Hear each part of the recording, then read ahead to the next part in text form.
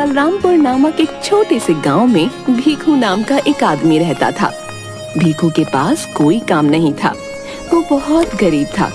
इतने पैसे भी नहीं कमा पाता था कि 2 वक्त का भोजन कर सके।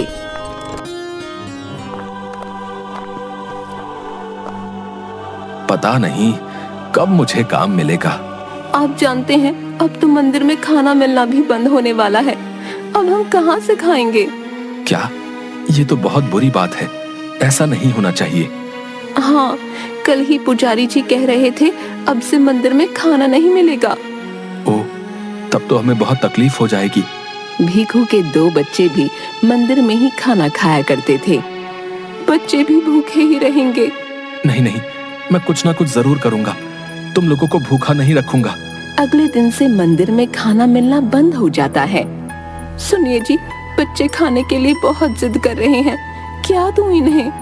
भूख तो मुझे भी लगी है। रुको, मैं कुछ लेकर आता हूँ। भीखू आसपास कुछ काम ढूंढता है।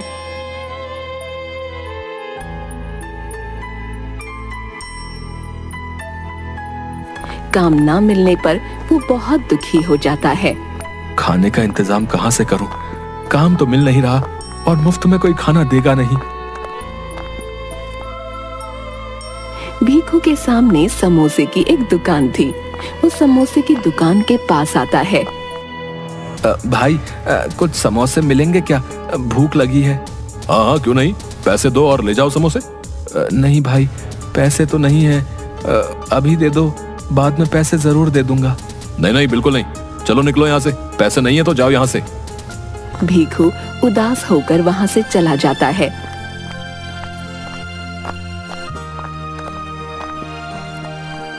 वापस घर आता है तो देखता है उसकी पत्नी एक ओर बैठी है और उसके बच्चे रो रहे हैं।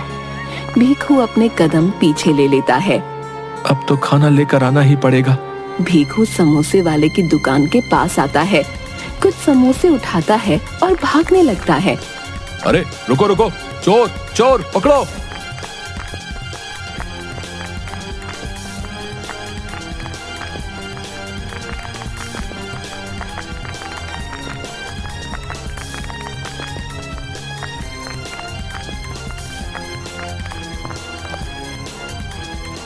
भीखू भागता हुआ घर पहुंचता है। सुंदरी, ये लो समोसे लाया हूँ। वाह, मगर पैसे कहाँ से आए? चलो पहले इसे खाते हैं, फिर बात करते हैं। सुंदरी भीखू और बच्चों को समोसे देती है और खुद भी खाती है। बताइए ना, समोसे कहाँ से आए? क्या करता सुंदरी, पहले उधार पर मांगा दुकान वाले से समोसा तो उसने मना कर दिया। फिर मुझे चोरी करनी पड़ी। क्या चोरी? नहीं नहीं, ये सही नहीं है। तो क्या करूं? जब तक काम नहीं मिलता सबको भूखा छोड़ दूं? बताओ। सुंदरी भीखू की बात सुनकर चुप हो जाती है। तुम चिंता मत करो, मैं ज्यादा दिन तक ऐसा नहीं करूंगा। भूख की वजह से हर बार भीखू को चोरी करनी पड़ती। वो अब तक सभी से बचता आया था। हे भगवान, मुझे आगे भी इसी तरह बचाना। एक दिन भीखू कुछ खाने का सामान चोरी करके भाग रहा था, तभी दुकान वाला उसे पकड़ लेता है। अब तू नहीं बचेगा, अभी तुझे सरपंच जी के पास लेकर चलता हूँ। दुकानदार भीखू को सरपंच जी के पास लाता है। क्यों भीखू, तुमने ऐसा क्यों किया भाई? सरपंच जी, मुझे माफ कर दीजिए, मगर मेरे पास कोई काम नहीं है, इसलिए पैसे की बहुत कमी है। खाने के लिए भी कुछ नहीं, इसलिए चोरी करना पड़ा। नहीं भीखू, ये तुमने अच्छा नहीं किया। तभी कुछ और दुकानदार सरपंच के पास आते हैं और कहते हैं, सरपंच जी, इसने तो हमारी दुकान से भी चोरियां की हैं, वो भी कई बार, इसीलिए इसे कड़ी से कड़ी सजा मिलनी चाहिए। अच्छा अच्छा, सभी शांत हो जाइए, शांत हो जाइए। सुनो भीखू, तुम इस गांव में रहने के लायक नहीं हो। आज के आज तुम अपने परिवार के साथ ये गांव छोड़कर हमेशा हमेशा के लिए चले जाओ। हाँ। मगर सरपंच जी, मैं कहाँ जाऊंगा? वो मैं नहीं जानता, तुम ये गांव छोड़कर चले जाओ बस। भीखू उदास होकर घर आता है और सुंदरी को सारी बातें बताता है। मगर हम लोग जाएंगे कहाँ? पता नहीं सुंदरी, अब सरपंच जी ने कहा है तो हमें यहाँ से जाना ही होगा। बच्चों को साथ लो और चलो यहाँ से। भीखू अपनी पत्नी और बच्चे के साथ गांव छोड़कर चला जाता है।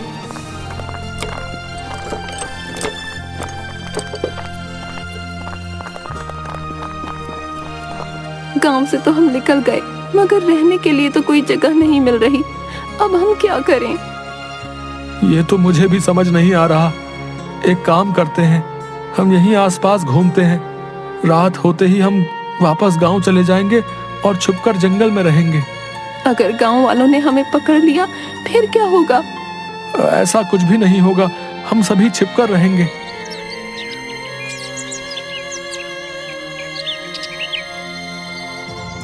रात होते ही भीखू अपनी पत्नी और बच्चों के साथ गांव वापस आ जाता है और जंगल में जाकर छिप जाता है। सुनो सुंदरी, अब हम यहीं रहेंगे। जी ठीक है।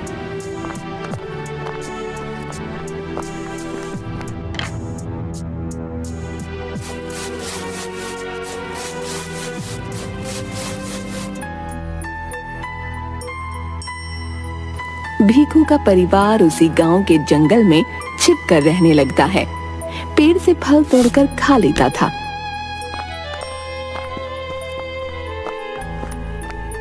और कुछ सब्जियां मिल जाए तो उन्हें ही बनाकर खा लेते थे।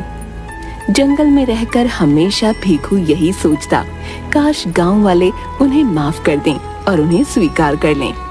कितना अच्छा होता अगर सभी गांव वाले इस बात को भूल जाते और हमें पहले की तरह स्वीकार कर लेते। पता नहीं ऐसा कभी होगा या नहीं, मगर मुझे यहाँ रहने में बहुत डर लग रहा है। अगर उन्हें पता चल गया तो अच्छा नहीं होगा। जब तक सब सही चल रहा है चलने दो, क्योंकि अभी हमारे पास कोई और उपाय नहीं है।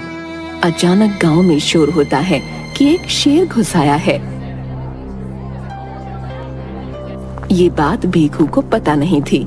कुछ गांव वाले जंगल में लकड़ियां काटने आते हैं। भाई कहीं मत जाना, मैं तुरंत लकड़ी काट कर आ रहा हूँ। पता नहीं कब शेर आ जाए। हाँ भाई यहीं खड़ा हूँ, तू लकड़ी काट कर आ। जब से गांव में शेर के आने की खबर आई है तब से सबकी हालत खराब हो गई है। ये भीखू सुन लेता है। वो आदमी लकड़ी काटकर चले जाते हैं।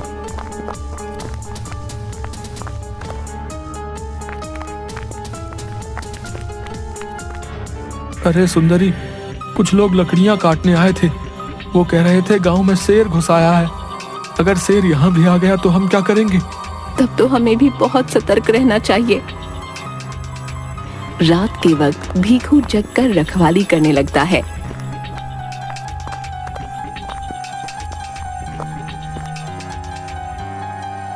एक रात अचानक भीखू को पैर की आवाज आने लगती है।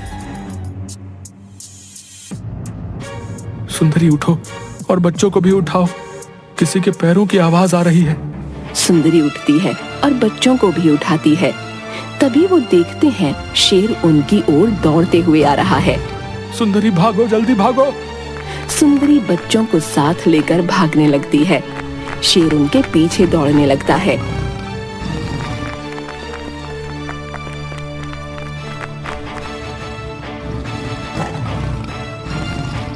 आगे रास्ता नहीं बचा था। सुंदरी रास्ता खत्म, यहाँ तो सिर्फ एक दरवाजा दिख रहा है। चलिए इसी दरवाजे के अंदर चलते हैं। भीखू दरवाजा खोलता है और सभी दरवाजे के अंदर चले जाते हैं। यहाँ तो बहुत अंधेरा है, कुछ दिख भी नहीं रहा। हम कुछ घंटे यहीं रहते हैं, फिर बाहर जाएंगे।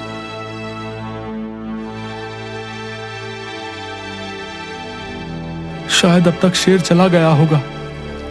कुछ घंटों बाद वो दरवाजे के बाहर आते हैं तो उन्हें जंगल कुछ बदला बदला सा लगता है। सुंदरी, ये जंगल मुझे सुरक्षित नहीं लग रहा। अब हमें गांव वालों के पास ही जाना होगा। माना वो हमें बहुत सुनाने वाले हैं, मगर अभी जंगल में रहना एकदम सुरक्षित नहीं। गांव में चलकर पूछते हैं शेर गया या नहीं। जी ठीक है, चलिए।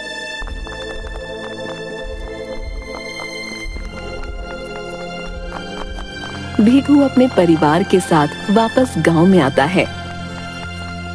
भीखू डरता हुआ एक आदमी से बोलता है, भाई जी, क्या शेर गांव से चला गया? शेर? गांव में शेर कब आया भाई? हैं? वैसे ये बताओ कैसा चल रहा है सब कुछ? तुम्हें कोई काम मिला या नहीं? वो आदमी भीखू से बहुत शांति से बात कर रहा था। ये मुझे कुछ नहीं कह रहा। क्या गांव वालों ने हमें माफ कर दिया क्या? क्या हुआ भाई? बिल्कुल शांत क्यों खड़े हो? कुछ बोलो तो सही। क्या आप लोगों ने हमें माफ कर दिया? माफ?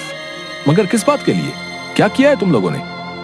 लगता है गांव वाले इस बात को भूल गए हैं और इन लोगों ने मुझे माफ कर दिया। चलो अच्छा ही है। अब क्या उस बात को याद दिलवाना? छोड़ो, कोई आवश्यकता नहीं। वो खुशी खुशी गांव में रहने लगते हैं। कोई भीखू से कुछ नहीं कहता। सुंदरी, अब मैं चोरी नहीं करूंगा। सुना है सेठ जी किसी काम करने वाले को ढूंढ रहे हैं। वहीं जाकर काम करते हैं। 2 वक्त का भोजन तो मिल ही जाएगा। वैसे भी सभी उस बात को भूल गए हैं। अगर वापस वैसा किया तो सभी छोड़ेंगे नहीं। भीखू और उसकी पत्नी एक सेठ के घर काम करने लगते हैं और उन्हें वहीं से खाना मिलने लगता है और थोड़े पैसे भी। वो खुशी खुशी जिंदगी व्यतीत करने लगते हैं। सुनिए, सेठ जी ने कहा है जंगल से लकड़ियां काट कर लाना है। ठीक है, चलो।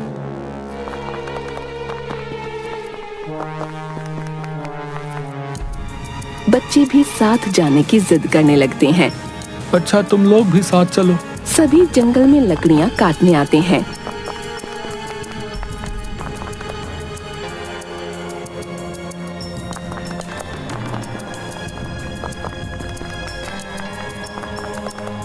तभी अचानक एक जंगली जानवर उनका पीछा करने लगता है।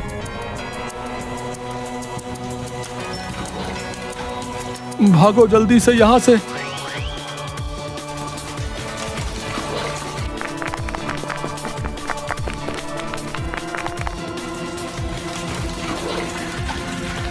भागते भागते वो वापस उसी दरवाजे के पास आ जाते हैं। चलो सुंदरी, इसके अंदर ही छिप जाते हैं। वो उस दरवाजे के अंदर चले जाते हैं।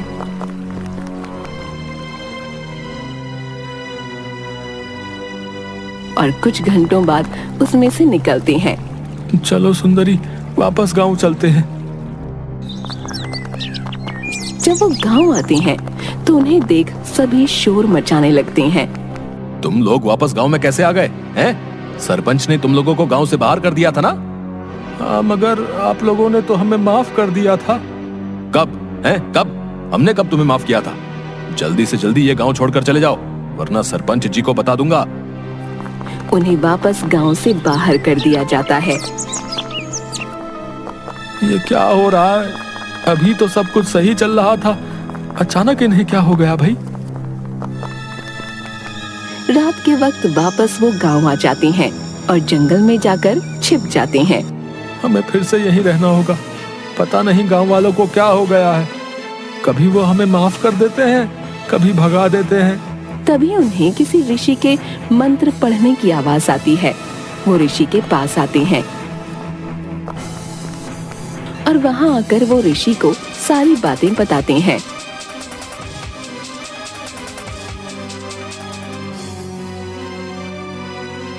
अच्छा, तो तुम लोग उस दरवाजे के अंदर गए थे। मैंने उस जादुई दरवाजे को अपनी शक्तियों से बनाया था। मुझे किसी चीज का परीक्षण करना था, इसलिए मैंने उसे बनाया था। मुझे नहीं लगा था उसके अंदर कोई चला जाएगा। बाबा, हम कुछ नहीं समझ पाए। जो भी सोचकर तुम लोग जादुई दरवाजे के अंदर जाओगे, वो बिल्कुल वैसी ही दुनिया तुम्हारे लिए बना देगा। और वही तुम्हारे साथ हुआ है। बताओ, तुम लोग अक्सर क्या सोचते थे? हम तो यही सोचते थे गांव वाले हमें माफ कर दें और हमें पहले की तरह रहने दें। अच्छा, तो ठीक वैसी ही दुनिया जादुई दरवाजे ने तुम लोगों के लिए बना दी थी। जब तुम लोग वापस जादुई दरवाजे के अंदर गए, तब तुम लोग बनावटी दुनिया से दूर असल दुनिया में आ गए। अच्छा, तो ऐसी बात है। हाँ, और उस दुनिया से जो कुछ भी तुम लोग लेकर आए हो, वो जादुई होगा।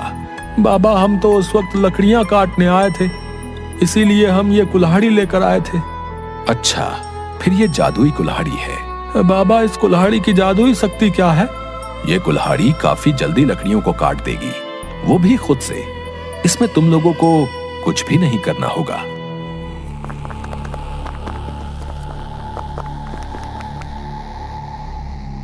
सुंदरी, अब क्या किया जाए? तभी गांव के कुछ लोग भीखू के परिवार को जंगल में देख लेते हैं और उन्हें लेकर गांव आते हैं। सभी भीखू को खरी खोटी सुनाते हैं। ये तुमने अच्छा नहीं किया। जब मैंने तुम्हें गांव से निकाल दिया था तो तुम वापस क्यों आए? इसी बीच भीखू सोचता है कि क्यों ना जादुई कुल्हाड़ी का इस्तेमाल किया जाए। कृपया शांत हो जाइए आप लोग।